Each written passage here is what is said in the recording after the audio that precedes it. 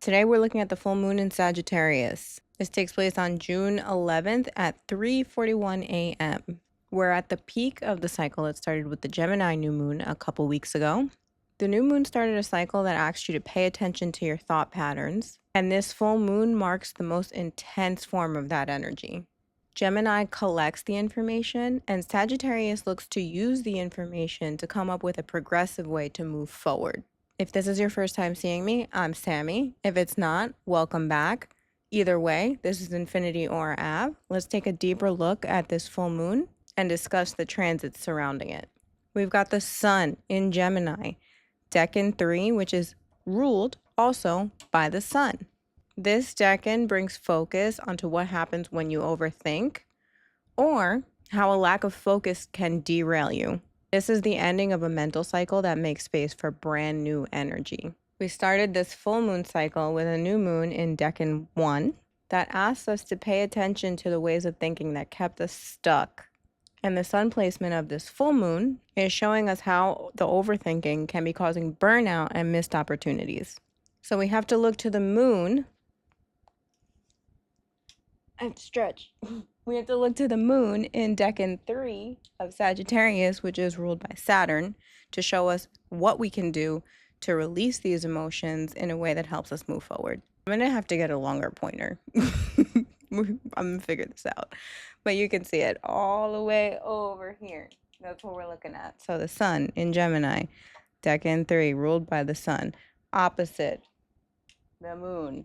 The sun lights up the moon. We talked about this. That's how we get a full moon. The moon here explores new ways to feel about the thoughts that bring you anxiety and overthinking.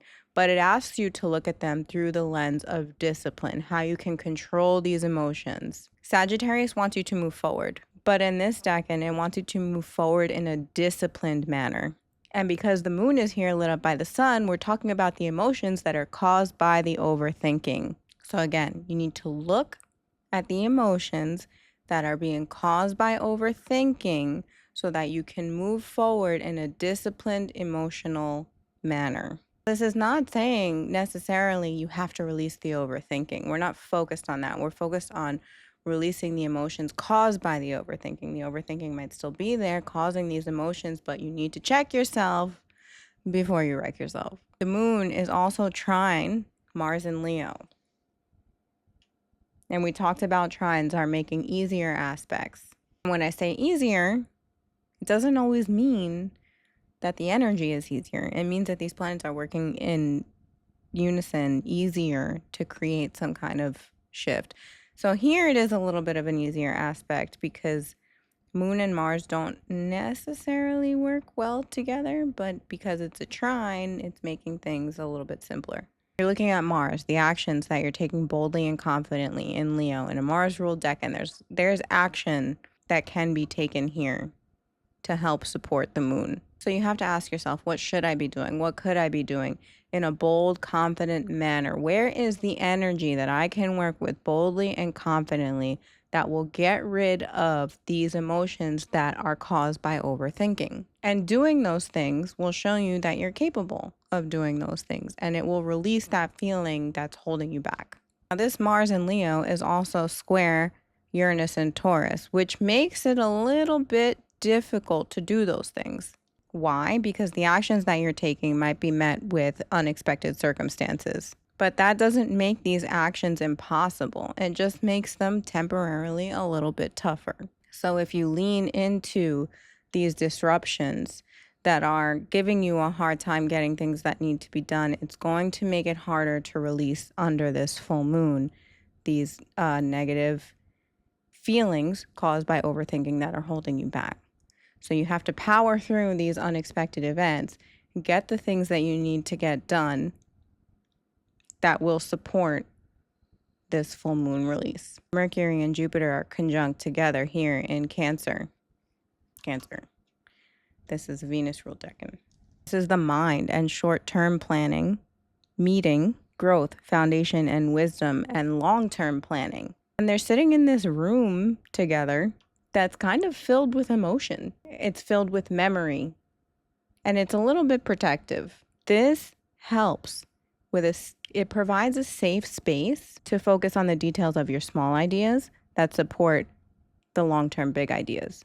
And because it's so close to the sun, these energies are bringing together to light up the moon. So you want to focus on those small ideas that support the big ideas that may be giving you a little bit of anxiety and overthinking, that are causing you to act emotionally. What needs to be put into action as far as discipline in your emotions that are being caused by these things? This energy is also square Neptune and Saturn. That can add a little bit of confusion to the ideas that Mercury is having and the faith that Jupiter brings in. And that's because the change that you're dreaming of, that you're trying to implement discipline into, might not be happening right away. So it can give you a feeling of either, am I doing enough? Or it freezes you a little bit into not doing enough. And it might give you the feeling of, how can I do anything when I feel like I'm not getting anything done no matter what I do? That's a little bit of the overthinking that needs to be released, because you just have to keep powering through, even if the results are not quite there yet. We've also got Venus square Pluto. The way things are changing can be challenging to the things that support your ability to feel creative and safe. We've also got Uranus trine Pluto. Now, we talked about how trines are easy supportive energy, but you've got two planets here that are not really easy supportive planets. So they're working together very easily, but not really very supportive.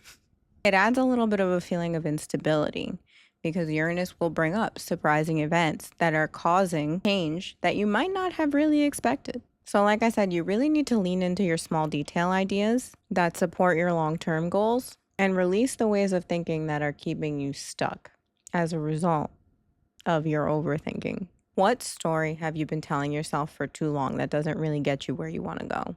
If you hold on to the way you emotionally react, is it going to help? Does it get you where you really want to go? There are a lot of triggers in this chart for this new full moon. And if you watch my new moon video, I talked about how the new moon is the beginning of the cycle. The full moon is not the end of the cycle, it's the peak.